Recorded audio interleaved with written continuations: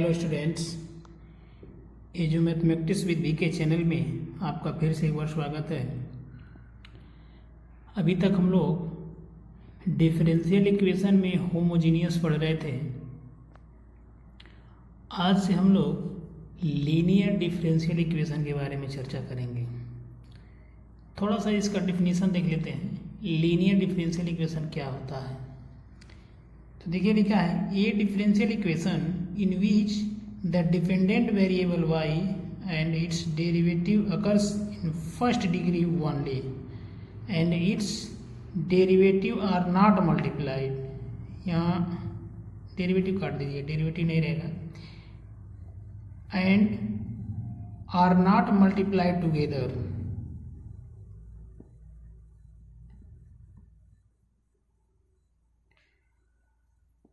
Their coefficient may be function of x is called a linear differential equation। कहने का मतलब ये है, कह रहा है कि एक ऐसा डिफरेंशियल इक्वेशन जिसमें एक डिपेंडेंट वेरिएबल y हो और इसका जो डेरिवेटिव हो वह कैसा हो, फर्स्ट डिग्री का हो। बात जरा गौर से सुनिएगा। एक ऐसा डिफरेंशियल इक्वेशन जिसमें एक डिपेंडेंट वेरिएबल y हो और उसका डेरिवेटिव क्या हो, फर्स्ट डिग्री का हो, केवल फर्स्ट डिग्री का है। एंड और आर नॉट मल्टीप्लाई टुगेदर, और साथ में किसी भी चीज़ का मल्टीप्लाई ना हो। ब्रैकेट में देखिए लिखा है, देयर कोफिशिएंट में भी फंक्शन ऑफ x, मतलब फंक्शन जो x का जो फंक्शन है उसके कोफिशिएंट का मल्टीप्लाई हो सकता है। इज कॉल्ड ए लीनियर, ठीक है, इज कॉल्ड ए लीनियर। ऐसे डिफरेंशियल इक्वेशन को लीनियर डिफरेंशियल इक्वेशन बोलेंगे, ठीक है। तो कैसा होगा तो देखते हैं, उस फॉर्म को लिखते हैं। An equation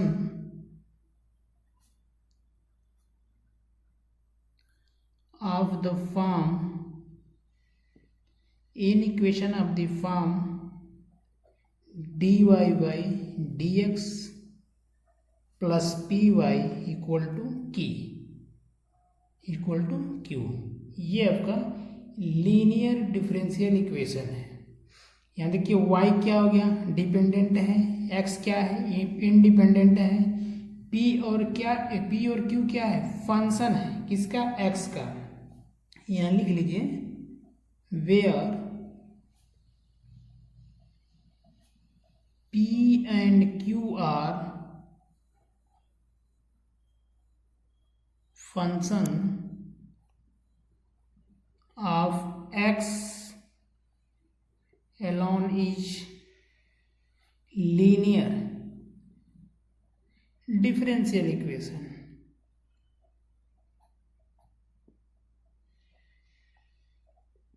alone is linear differential equation, ठीक है। तो ये आपका लीनियर डिफरेंशियल इक्वेशन का डिफिनीशन हो गया। अब इसको सॉल्व कैसे करेंगे, क्या प्रोसेस इसको सॉल्व करने का, इसको आइए देखते हैं। टू सॉल्व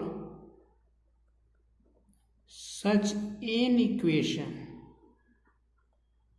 ऐसे इक्वेशन को सॉल्व करने के लिए सबसे पहले क्या है, प्रोसेस लिख लीजिए।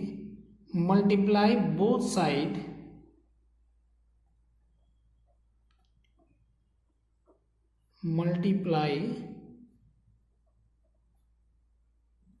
both side by e to the power integration P D X, ठीक है। दोनों साइड में e to the power P D x का मल्टीप्लाई करेंगे।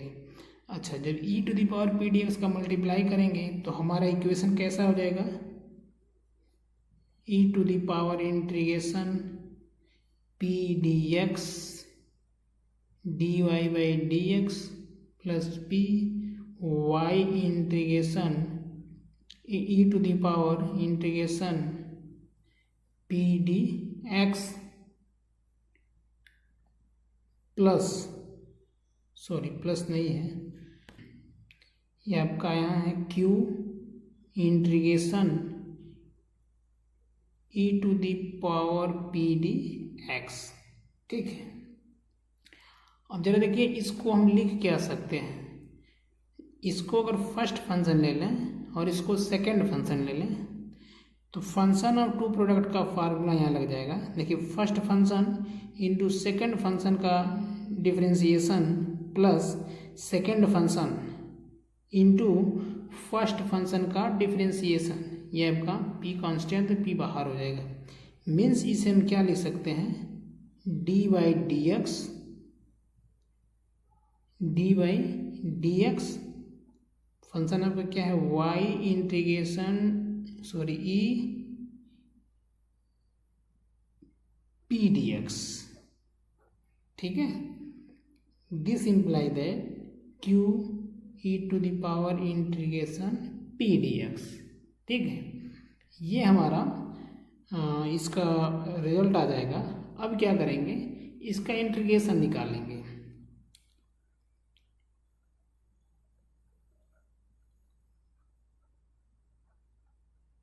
ऑन इंटीग्रेशन, तो आपको मालूम है डिफरेंशिएशन का इनवर्स क्या होता है, इंटीग्रेशन होता है। तो यहाँ डिफरेंशिएशन दिया है, तो इसका इंटीग्रेशन कर देंगे तो आपका हो जाएगा Y E to the power integration P D X is equal to integration Q E to the power integration P D x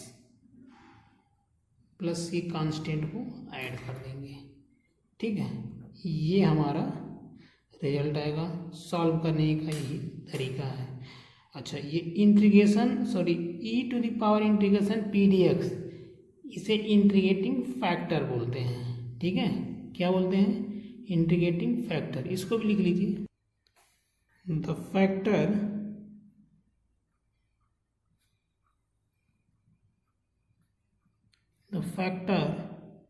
e to the power integration p dx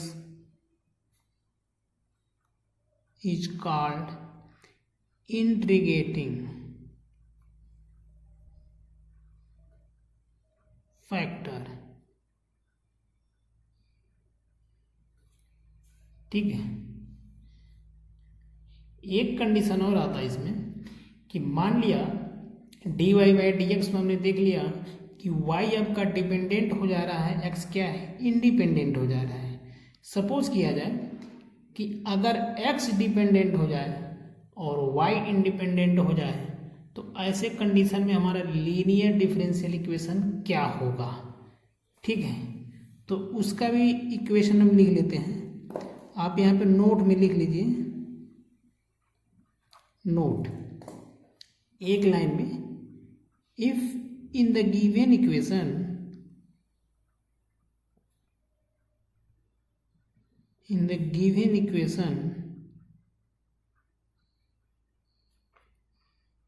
x is dependent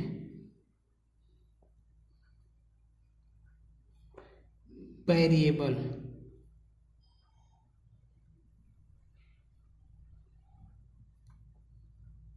and x is independent,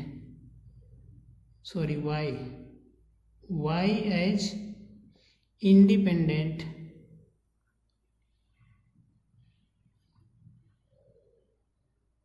variable. अगर x dependent हो जाए, y independent हो जाए, तो ऐसे condition में मेरा linear differential equation कैसा होगा, तो आपका डिपेंडेंट ऊपर हो जाएगा dx upon dy plus p dash x, this imply that q, थोड़ा दूर लिख लीजिए q डैश।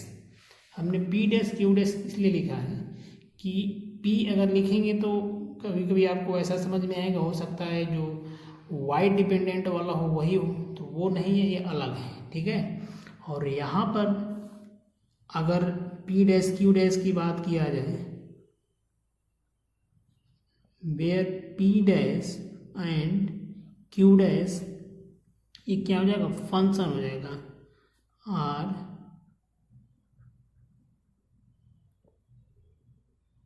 और फंक्शन किसका फंक्शन है, y का, only in this case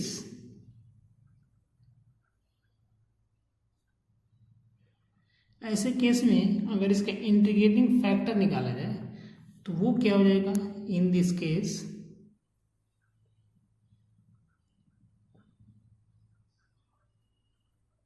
integrating factor e to the power integration p d y, ठीक है, integration e to the power integration p d y, ठीक है। पूरा लीनियर डिफरेंशियल इक्वेशन इसी पे सॉल्व हो जाएगा। आप चाहें तो y को डिपेंडेंट कर सकते हैं या x को डिपेंडेंट करिए, या y को इंडिपेंडेंट करिए या x को इंडिपेंडेंट करिए, वे स्वेच्छा से आप जैसे उसको कन्वर्ट करना चाहें कन्वर्ट करके उसको सॉल्व कर सकते हैं। अब आते हैं क्वेश्चन पे, एक दो क्वेश्चन देखते हैं कि कहाँ तक ये मेथड हम कर पा रहे हैं। तो चलिए क्वेश्चन देखते हैं। ये देखिए हमारे पास एक छोटा सा क्वेश्चन है, dy by D X minus 1/x y is equal to 2x³ plus 3x plus 4, ठीक है।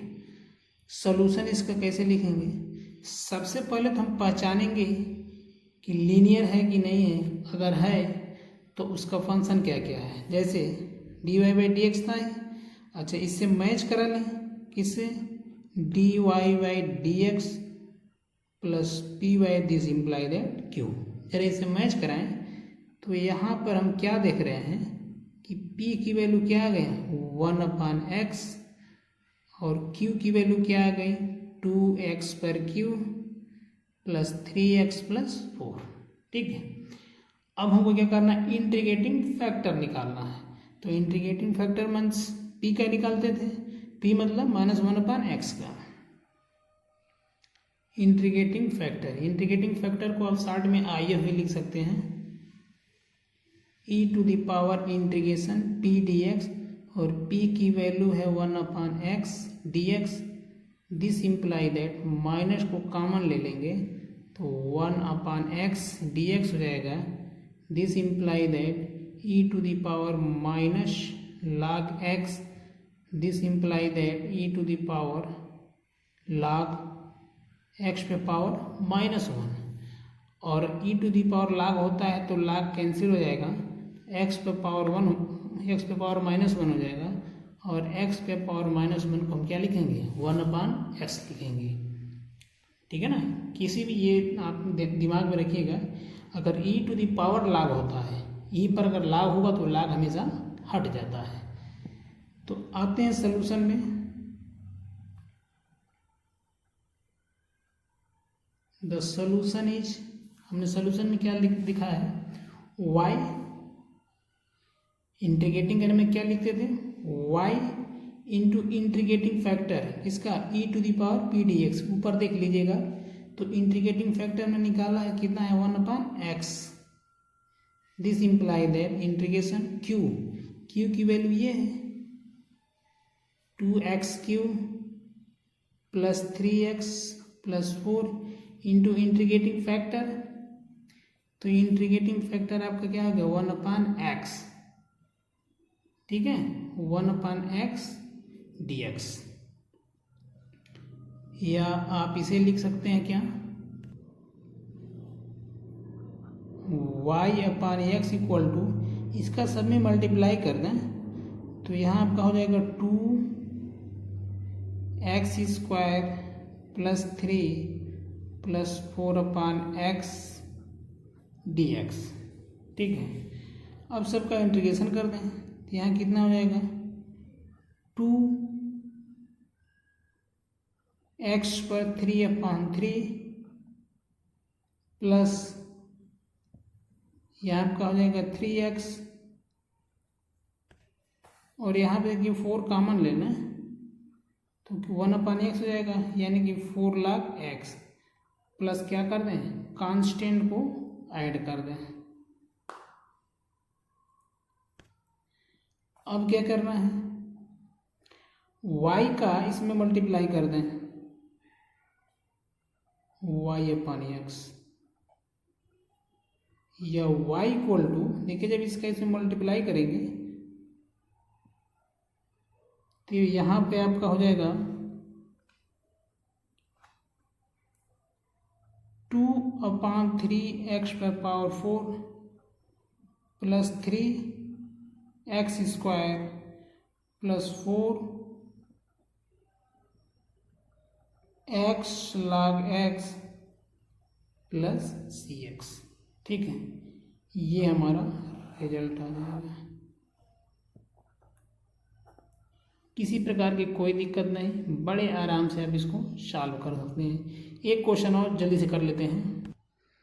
ये देखिए हमारा क्वेश्चन है, solve dy/dx plus 3x² upon 1 plus x³ p equal to sin² x upon 1 plus x³।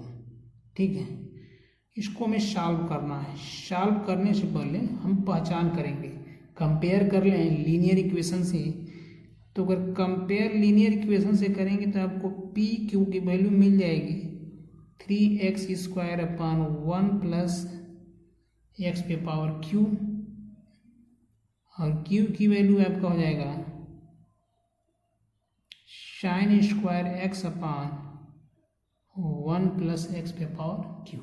ठीक, अब हम क्या कर दें, इसका इंटीग्रेटिंग फैक्टर निकाल देंगे। e to the power integrating 3x² 1 plus x⁴ dx। आपको मालूम है इसका इंटीग्रेटिंग फैक्टर निकालने, देखिए यहाँ भी वेरिएबल है, यहाँ भी वेरिएबल x का, तो ऊपर छोड़ नहीं सकते। तो सबसे पहले इसको क्या मान लें, t मान लें। ठीक है, जब t मान लेंगे, जरा यहाँ देख लीजिए 1 plus x⁴ equal to t, तो 3x² dx equal to dt। तो यहाँ 3x² dx का मान dt हो जाएगा, यानी क्या हो जाएगा dt upon t, dt upon ये पूरा t हो जाएगा। तो यानी e to the power log t, और t की वैल्यू क्या हो गया 1 प्लस x⁴ हमने बताया जब log हटा देंगे तो यहाँ पर आपका वैल्यू आ जाएगा 1 प्लस x⁴। ये आपका इंटीग्रेटिंग फैक्टर हो गया। अब सलूशन देखिए, हेंस